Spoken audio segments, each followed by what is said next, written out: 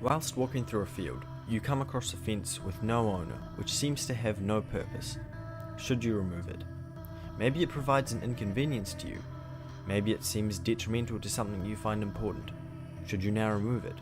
One might say, first, go out, find the reason the fence exists, and once you know, come and tell me, as it either exists for a good reason, in which case we may leave it and tell the next people who come across the fence, or the reason it exists is bad or no longer necessary, so that I may help you remove it. This is the Chesterton fence. The basic principle of it is that ideas don't exist for no reason. They can be inaccurate, outdated, or flat out wrong, but when they came into existence, the idea had merit. As it is a principle, it must be applied to everything, from the most mundane things, such as how we shake hands, to legitimately bad ideas like the historic stance on women's rights to vote. Knowing the reason behind even the worst of ideas helps you understand it, so that when you do reach that fence, you know how to pull it down. If you approach an idea without understanding it, you risk immediately being shut down, as those that defend it will know more about it than you by nature of them holding that stance. An example of this is the man and woman's place in society.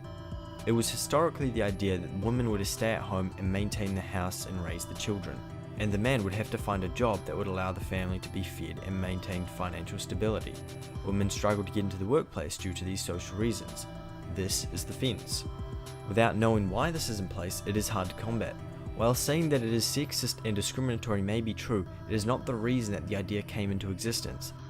It does not counter the reasoning behind those who hold the ideas, and it ignores the possibility that someone wiser put it in place, but the reasoning behind it has slowly disappeared from the public discourse. But knowing that the reasoning was both that men were typically stronger than women, and work requires strength, means that one could point out that some women are stronger than some men, so they should be able to work in those fields, and common jobs these days don't require much physical labor.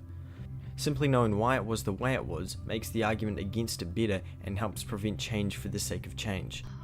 Some dissenting opinions of this principle is that sometimes one of those fences are detrimental to certain groups, so knowing why it exists is not necessary to dismantle it, like gay marriage. Some people who are pro-gay marriage said that it negatively affected gay people who wanted to get married, so it doesn't matter why it is the way that it is, all that matters is the negative effect that it has. While it is possible that from the start it was flawed, it is also possible that it is necessary for a civilized society to maintain existence. But the only way to find out whether or not we should change something is by finding out that reason. I mention all this because often people say that a reason to do something is because it is countercultural. It breaks the status quo. But the status quo is by nature stable. Society at large does not act the way it does for no good reason. First find out why the culture is the way that it is. Understand it, then come back and tell everyone your findings, that we might help you dismantle that fence or inform the next person of why it exists.